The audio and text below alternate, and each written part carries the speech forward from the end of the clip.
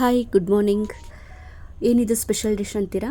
ಬನ್ನಿ ನೋಡೋಣ ಇದನ್ನು ಹೇಗೆ ಮಾಡೋದು ಅಂತ ಹೇಳಿ. ಮೊದಲು ಒಂದು ಬಾಣಲೆನ ಇಟ್ಕೊಂಡು ಅದರಲ್ಲಿ ರವೆನ ಹಾಕ್ಕೊಳ್ತಾ ಇದ್ದೀನಿ. ಇದು ಮೀಡಿಯಮ್ ರವೆ. ಇದನ್ನ ಡ್ರೈ ರೋಸ್ಟ್ ಮಾಡ್ಕೊಳ್ಬೇಕು. ನೋಡಿ ಇದ್ರ ಕಲರ್ನ, ಈಗ ನೋಡಿ ಇದ್ರ ಕಲರನ್ನು ಯಾವ ರೀತಿಯಾಗಿ ವೈಟ್ ಆಯಿತು ಅಂತ ಹೇಳಿ. ಈ ರೀತಿಯಾಗಿ ಇದನ್ನು ಡ್ರೈ ರೋಸ್ಟ್ ಮಾಡ್ಕೊಳ್ಬೇಕು. ಆಮೇಲೆ ಇದನ್ನು ಒಂದು ಪಾತ್ರೆಗೆ ತೆಗೆದಿಟ್ಕೊಳ್ತಾ ಇದ್ದೀನಿ. ನಂತರ ಒಂದು ಬಾಣಲೆನ ಇಟ್ಟು ಅದಕ್ಕೆ ಎಣ್ಣೆನ ಹಾಕಿ ಮೊದಲು ನಾವು ಜೀರಿಗೆನ ಹಾಕಬೇಕು, ಸಾಸಿವೆನ ಹಾಕಬೇಕು. ಅವು ಎರಡು ಚಟಪಟ ಅಂತ ಹೇಳಿ ಸೌಂಡ್ ಬಂದಾದಮೇಲೆ ಅದಕ್ಕೆ ಕಡಲೆಬೇಳೆನ ಹಾಕ್ತಾಯಿದ್ದೀನಿ. ಕಡಲೆಬೇಳೆ ಹಾಕಿದ ನಂತರ ನಾನು ಇದಕ್ಕೆ ಉದ್ದಿನಬೇಳೆ ಹಾಕಿ ಅದನ್ನ ಸ್ವಲ್ಪ ಚೆನ್ನಾಗಿ ರೋಸ್ಟ್ ಮಾಡ್ಕೊಳ್ತೀನಿ. ಚೆನ್ನಾಗಿ ರೋಸ್ಟ್ ಮಾಡ್ಕೊಳ್ಬೇಕು. ಆವಾಗ ಇವು ತಿನ್ನೋವಾಗ ಕ್ರಂಚಿನೆಸ್ಸನ್ನು ಕೊಡುತ್ತೆ. ಆ ರೀತಿಯಾಗಿ ರೋಸ್ಟ್ ಮಾಡ್ಕೊಳ್ಬೇಕು. ಅದಾದಮೇಲೆ ಇದಕ್ಕೆ ಕೆಂಪು ಮೆಣಸಿನಕಾಯಿಗಳನ್ನು ಅರ್ಧ ಸೀಳ್ಕೊಂಡು ಇವುಗಳನ್ನು ಯೂಸ್ ಮಾಡ್ಕೊಳ್ತಾ ಇದ್ದೀನಿ. ಇವುಗಳನ್ನು ಸಹ ಎಣ್ಣೆಯಲ್ಲಿ ಚೆನ್ನಾಗಿ ಹುರಿಬೇಕು. ಇದರ ಘಾಟ್ ಚೆನ್ನಾಗಿ ಬಂದಾಗ, ಇದರ ಕಂಪು ಬಂದಾಗ ನಮಗೆ ಅದು ಚೆನ್ನಾಗಿ ಖಾರವನ್ನು ಬಿಟ್ಕೊಳ್ಳುತ್ತೆ. ಈ ರೀತಿಯಾಗಿನ ಹುರ್ಕೊಳ್ಬೇಕು. ಇದನ್ನ ಹಿಡ್ಕೊಂಡು ಆದ ನಂತರ ನಾವು ಇದಕ್ಕೆ ಬೀನ್ಸನ್ನು ಹಾಕ್ಕೊಳ್ತಾ ಇದ್ದೀನಿ. ನಾನು ಇಲ್ಲಿ ಬೀನ್ಸನ್ನು ಚಿಕ್ಕದಾಗಿ ಕಟ್ ಮಾಡ್ಕೊಂಡಿದ್ದೀನಿ. ಅವನ್ನ ಹುರ್ಕೊಳ್ತೀನಿ. ಅದನ್ನ ಹುರ್ಕೊಳ್ಬೇಕು ಚೆನ್ನಾಗಿ, ಇಲ್ಲಾಂದರೆ ಹಸಿ ವಾಸನೆ ಬಂದರೆ ತಿನ್ನಲಿಕ್ಕೆ ಚೆನ್ನಾಗಿರೋದಿಲ್ಲ. ಚೆನ್ನಾಗಿ ಹುರ್ಕೊಳ್ಬೇಕು, ಸಾಫ್ಟ್ ಆಗಬೇಕದು. ಅದಾದಮೇಲೆ ಇದಕ್ಕೆ ಒಂದು ಈರುಳ್ಳಿನ ಹಾಕ್ತಿದ್ದೀನಿ.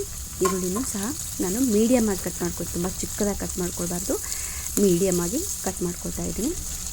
ಕಟ್ ಮಾಡ್ಕೊಂಡಿರುವಂಥವನ್ನ ಇದರಲ್ಲಿ ಹಾಕಿ ಅವುಗಳನ್ನು ಸಹ ಸಾಫ್ಟ್ ಆಗೋ ಥರ ರೋಸ್ಟ್ ಮಾಡಿಕೊಂಡೆ. ಅದಾದ ನಂತರ ಇಲ್ಲಿ ನಾನು ಬೀಟ್ರೂಟನ್ನು ತೊಗೊಂಡಿದ್ದೀನಿ. ಈ ಬೀಟ್ರೂಟನ್ನು ಚಾಪರೆಲ್ಲ ಹಾಕಿ ನಾನು ಚಾಪ್ ಮಾಡಿದ್ದೆ.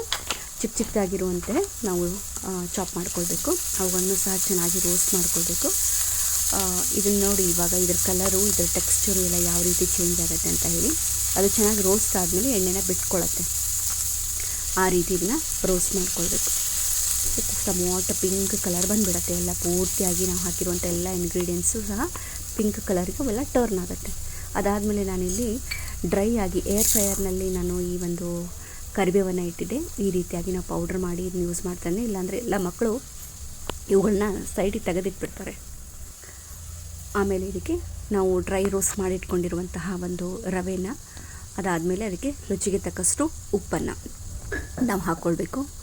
ಉಪ್ಪನ್ನು ಸ್ವಲ್ಪ ಒಂದೇ ಒಂದು ಪಿಂಚಷ್ಟು ಉಪ್ಪನ್ನು ಜಾಸ್ತಿ ಹಾಕ್ಕೊಳ್ಬೇಕು. ಯಾಕಂತಂದರೆ ಅದರಲ್ಲಿ ನಾವು ವೆಜಿಟೇಬಲ್ಸನ್ನೆಲ್ಲನೂ ಯೂಸ್ ಮಾಡಿರೋದ್ರಿಂದ ಸ್ವಲ್ಪ ಉಪ್ಪು ಒಂದು ಪಿಂಚ್ ಜಾಸ್ತಿ ಇರಬೇಕು. ಅದನ್ನು ಸಹ ನಾವು ಇಲ್ಲಿ ಚೆನ್ನಾಗಿ ಮಿಕ್ಸ್ ಮಾಡ್ಕೊಳ್ಬೇಕು. ಎಲ್ಲ ಮಿಕ್ಸ್ ಮಾಡ್ಕೊಂಡ ಮೇಲೆ ನಾವು ಇದಕ್ಕೆ ಕ್ಯಾಪ್ಸಿಕಮನ್ನು ಹಾಕ್ಕೊಳ್ಬೇಕು. ಮುಂಚೆ ಕ್ಯಾಪ್ಸಿಕಮನ್ನು ಹಾಕ್ಕೊಂಡ್ಬಿಟ್ವಿ, ದೊಡ್ಡ ಮೆಣಸಿನ್ಕಾಯಿನ ನಾವು ಹಾಕ್ಕೊಂಡ್ಬಿಟ್ವಿ ಅಂತಂದರೆ ತುಂಬ ಮೆತ್ತಗಾಗಿಬಿಡುತ್ತೆ, ಕಂಚಿನೆಸ್ ಇರೋದಿಲ್ಲ. ಅದೆಲ್ಲ ಆದಮೇಲೆ ಇದಕ್ಕೆ ಬಿಸಿ ಬಿಸಿಯಾಗಿ ಕುದೀತಾ ಇರುವಂತಹ ನೀರನ್ನು ಹಾಕಿ ಇದನ್ನು ನಾನು ಕೈ ಆಡಿಸ್ತೀನಿ. ಚೆನ್ನಾಗಿ ಕೈ ಆಡಿಸ್ಬೇಕು. ಯಾವುದೇ ರೀತಿಯಾಗಿರುವಂತಹ ಲಮ್ಸ್ ಇರಬಾರ್ದು, ಗಂಟಿರದೇ ಇರುವ ರೀತಿ ಇದನ್ನು ಚೆನ್ನಾಗಿ ಕೈ ಆಡಿಸ್ಕೊಳ್ಬೇಕು. ಅದು ಕುದಿಯೋದಾದಮೇಲೆ ಅದರಲ್ಲಿರುವಂಥ ನೀರಿನಂಶವನ್ನೆಲ್ಲ ರವೆ ಹೀರ್ಕೊಳ್ಳುತ್ತೆ. ನೋಡಿ, ಎಲ್ಲ ರವೆ ಹೀರ್ಕೊಂಡ್ಮೇಲೆ ನಾನು ಇದನ್ನು ಸ್ವಲ್ಪ ಹೊತ್ತು ಅದರದ್ದು ಬಾಯಿ ಮುಚ್ಚಿಟ್ಟು ಅದೇ ಸ್ಟೀಮಲ್ಲಿ ಅದು ಚೆನ್ನಾಗಿ ಬೇಯಬೇಕು. ಆ ರೀತಿಯಾಗಿ ಇಟ್ಕೊಳ್ಬೇಕು. ನೋಡಿ, ಈ ರೀತಿಯಾಗಿ ಕಂಪ್ಲೀಟಾಗಿ ಅದು ನೀರನ್ನೆಲ್ಲ ಹೀರ್ಕೊಂಡಿದೆ. ಇನ್ನೊಂದು ಚೂರು ಅದು ಅದೇ ಸ್ಟೀಮಲ್ಲಿ ಬೇಯಬೇಕು ಅನ್ನೋದಕ್ಕೆ ಬಾಯಿ ಮುಚ್ಚಿಟ್ಟಿದ್ದೆ. ಈಗ ಇದನ್ನು ಮತ್ತೊಮ್ಮೆ ನಾನೇನು ಮಾಡ್ಕೊಳ್ತೀನಿ, ಮುಗುಚಾಕ್ಕೊಳ್ತೀನಿ ಅಥವಾ ಅದನ್ನು ಒಂದು ಸಲ ಈ ರೀತಿಯಾಗಿ ತಿರುಗಿಸಿ ಆದಮೇಲೆ ನೋಡಿರಿ ಆ ರವೆ ಕಲರು ಯಾವ ರೀತಿಯಾಗಿ ಪಿಂಕಾಗಿ ಬಂದಿದೆ ಅಂತ ಹೇಳಿ. ಹೋಪ್ ಎಲ್ಲರಿಗೂ ಗೊತ್ತಾಯಿತು ಅಂತ ಅನಿಸುತ್ತೆ. ನಾನು ಮಾಡಿರೋದು ಬೀಟ್ರೂಟ್ ಉಪ್ಮಾ. ನೋಡಿ, ಈ ರೀತಿಯಾಗಿ ಬರುತ್ತೆ. ಇದನ್ನು ಒಂದು 2 ನಿಮಿಷ ಬಿಟ್ಟು ನಾನು ಇದನ್ನು ಸರ್ವಿಂಗ್ ಪ್ಲೇಟ್ಗೆ ಸರ್ವ್ ಮಾಡ್ತೀನಿ.